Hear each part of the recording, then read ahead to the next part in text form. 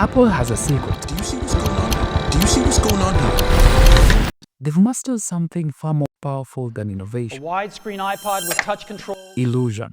Every year, the same iPhone shows up in a new outfit, a new name, and somehow we believe it's revolutionary. But what if the real upgrade isn't the phone? It's how Apple makes us think it's new. You just bought an iPhone, you love it, the screen is beautiful, the camera is incredible, but then a year later, Apple releases a new one. And somehow, though you know it's basically the same, it feels like a completely different one. My name is Dan, and I've spent weeks analyzing how this actually works. And what I found was way more interesting than whether their features are actually new. Okay, let me show you something. Here's the iPhone 14 Pro, and here's the iPhone 15 Pro. Look at them close. If you put them side by side without knowing which is which, could you tell them apart? Probably not, they're nearly identical. But here's what Apple said when they announced the iPhone 15. We've completely reimagined the iPhone with a breakthrough design. A breakthrough design. So what changed? A19 chip got faster, the camera processing improved, they switched from Lightning to USB-C. So that was basically forced by the EU. Not some big innovation. The bezels got slightly thinner, the back glass got a new finish. And that's kind of it. Don't get me wrong, these are real improvements. I'm not saying they're fake, but they are incremental. They're the kind of changes that you expect from any tech company after a whole year of development. So why does it feel revolutionary? Why did millions of people watch the keynote and said, I need that phone? Here's what I realized. Apple isn't lying to you. They're just incredibly skilled at where to put the emphasis. When Apple shows you the new iPhone, they don't say the chip is 5% faster. They say we've fundamentally reimagined what an iPhone can do. They don't say the camera processes data faster. They say photography has evolved. That's perception gap. The technical improvements are real, but the significance they assign to those improvements is something they manufacture. And your brain wants to believe in progress. You want the new thing to be meaningfully better than the old thing. And Apple understood this before everyone else. They learned that if you put the right emotional frame around the real but small improvements, people will believe the improvement is massive. Here's the thing though, they don't just use marketing language. They use language itself as a weapon. In 2010, Apple did something that changed everything. They looked at the screen technology and called it Retina Display. Now, was that actually a Retina display? No. Your eye actually can't tell the difference between individual pixels after a certain pixel density, which is around 300 ppi, but that's not the point. By giving something specific name, Apple made it real in people's mind in a way that higher resolution screen ever could. Think about it. If you say I have a high resolution screen, that could mean anything. But if you say I have a Retina display, it sounds like something designed specifically for Apple, something proprietary, something better. That's the language gap, and once they figure that out, they never stopped using it. Let's look at the examples. The dynamic island is probably one of the best ones. What is the dynamic island? It's a notch. It's a space at the top of the screen where the camera sits. That's it. But Apple didn't call it a notch. They called it the dynamic island, and suddenly it's not a design limitation anymore. It's a feature. It's something that is alive and responsive. The name makes you care about it. In reality, it displays notifications. That's literally what it does. But the dynamic island makes it sound like something is happening, something is moving, something is intelligent. Here's another one, ProMotion. That's what Apple calls 120Hz refresh rate. Now, 120Hz refresh rate screens have existed in other devices for years, but Apple didn't want to say we needed a faster refresh rate. They said we introduced ProMotion. ProMotion. Two words that makes it sound like professional grade performance. In reality, it makes scrolling smoother.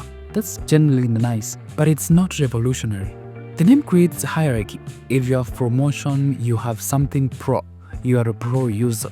You have pro technology. And that makes the regular 60Hz screen feel inadequate by comparison. And then there's Apple Intelligence. This is the ultimate example of what I'm talking about.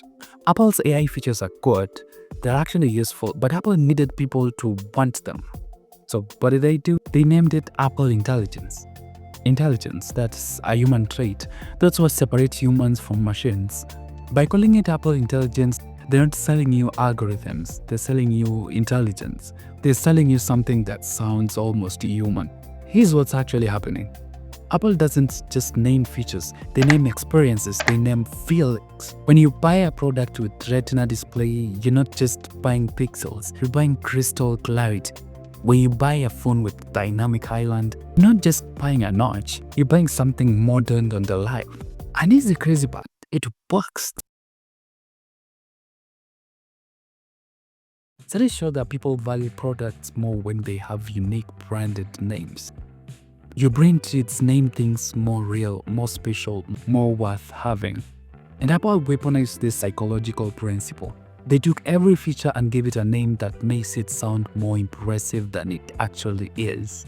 But naming alone isn't enough, because people are smart. They'd eventually realize that a renamed feature is just still a feature. So Apple added something else to the mix. And that's where design comes in. But real quick, this is not a sponsor, and I'm not here to waste your time. But if you care why tech companies do what they do instead of just taking their word for it, that's exactly why I'm building this channel. And we need your help. We're currently at 44 subs, but the goal is to hit 1,000 by the end of the year. And that only happens if people like you join in. So if you've been enjoying the videos, if you've learned something new or started seeing tech a little bit different, be part of the 1% that are already subscribed, because it genuinely helps the channel grow and tells YouTube this isn't another small channel, it's worth pushing out. You can always change your mind later. Alright, thank you.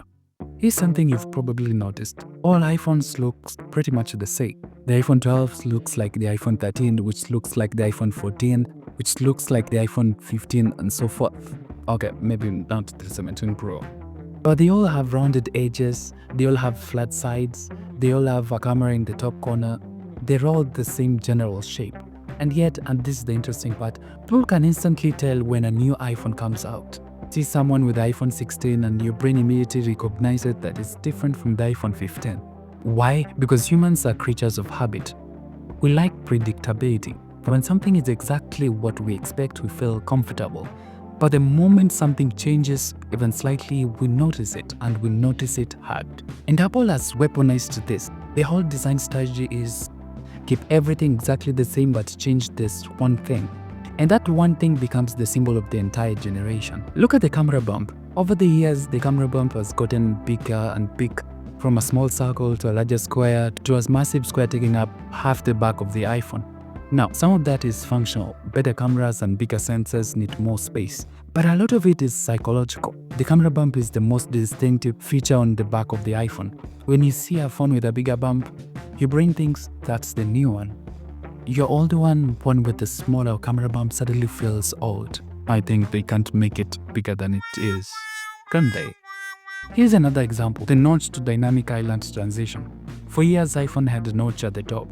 It was a design compromise, but we got used to it. We accepted it. Some people even defended it. But when Apple changed it to Dynamic Island, something shifted. That change was smaller than you think. It's still a cutout in the screen, just shaped differently.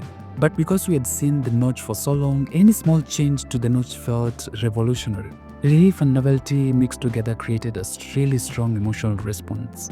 It didn't just feel new, it felt like the old problem had been solved. Color changes too. Every year Apple releases new color options. Some are new colors that never existed before. Sometimes they just re-release old colors under new names. Either way, the new colors make the phone feel fresh. Your old phone's color looks tired by comparison.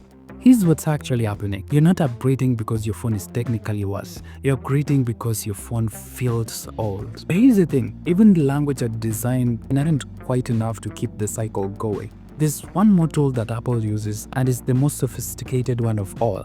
Apple releases a keynote every single year. And I'm not just talking about one keynote. They release multiple keynotes. They release spring events, fall events, events in March, events in September.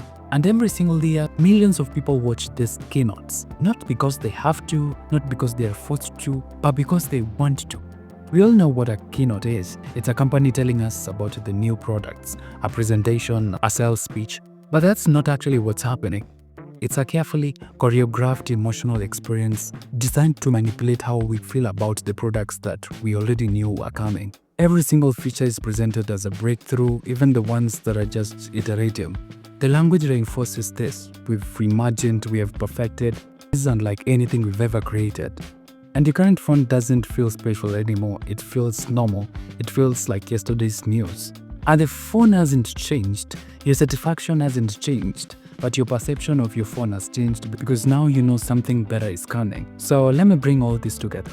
Because there's one thing I need you to understand that Apple is actually selling. It's not phones, you already know that. What Apple is selling is the feeling of progress, the belief that you're moving forward, the conviction that you're keeping up with the future. But in the real world, you don't need a new phone every year. Your phone works, it does what you need.